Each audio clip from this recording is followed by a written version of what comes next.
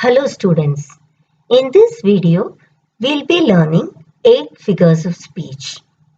Climax, anticlimax, synecdoche, metonymy, rhetorical question, exclamation, inversion and interrogation. Climax. In this, a series of ideas are arranged in the order of increasing importance. The word climax is derived from Greek word climax, which means a ladder. Examples: if you think that's bad, it gets worse. So here you see that the highlighted words bad and worse are ascending in nature. Second, out of the frying pan and into the fire. Third, let a man acknowledge his obligations to himself and his family, his country and his God. Anticlimax. Anticlimax is just the opposite of climax, which means a sudden descent from the highest order to the lowest. It is chiefly used for the purpose of satire or ridicule. Examples: she is the great writer, a mother, and good humorist. That is, from in this you observe that writer, mother and humorist are arranged in the descending order of importance. Next example. He lost his family, his car and his cell phone. Synecdoche. In this, a part is used to designate the whole or the whole to designate a part. Now let us try and understand this definition in a better way with the help of examples. Give us a day our daily bread. Now children, here bread is designating the entire food. Okay, it is not bread alone, but it is meant for the whole food. Uneasy lies the head that wears the crown. In these figures of speech, we observe that a part is used to represent the entire gamut. That is what the definition says. Now here, the head represents the entire body. That is the whole person as a person. A fleet of 50 sail left the harbour. Now in this sail is a material that is attached to the mast of a ship.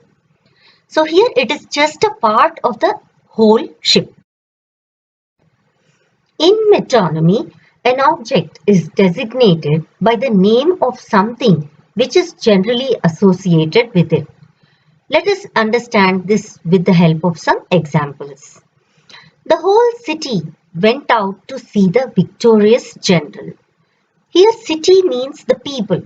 Okay, all the population. Okay, all the people living in the city. Now, in the next example, the pen is mightier than the sword. That means the writings of the author or the writers is more effective than the sword. Next, we are reading Shakespeare. Now, here Shakespeare means the works of Shakespeare, the books written by Shakespeare. A rhetorical question is a question someone asks without expecting an answer. Now let's try and understand with an example. Can we do better next time? Now this means that you can do better next time. Is this supposed to be some kind of a joke? That means this is not a joke. Do you want failure for the rest of your life? Here children, failure is the opposite of success. Do you want failure for the rest of your life? Students, in this sentence, you don't expect a reply for this. So it is always a no for this. So that is what is rhetorical question, where you don't expect an answer. Exclamation. In this, it is used to draw greater attention to a point than to say something in plain words. Example, what a piece of work is man. Oh, what a fall was there, my countrymen. How sweet the moonlight sleeps upon the bank. Inversion. As the term itself suggests, in this, the words are not placed in proper prose order. Let us understand this with the help of the following examples. Never again will you do that. Never a day had she missed her lessons. Hardly ever does he come to class on time. So children, here in the first example, if you go to see, never again will you do that, it should actually be never you will do that again. But then it is placed in reverse prose order. This is to lay some emphasis. Interrogation.